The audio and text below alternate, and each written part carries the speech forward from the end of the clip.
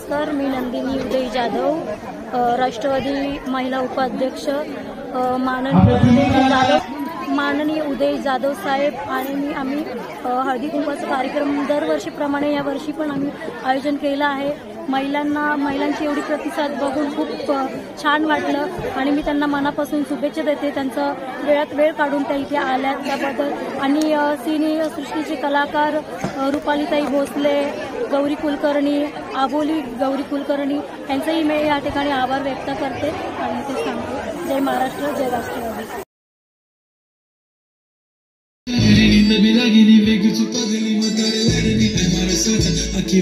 तो ना जा दे करी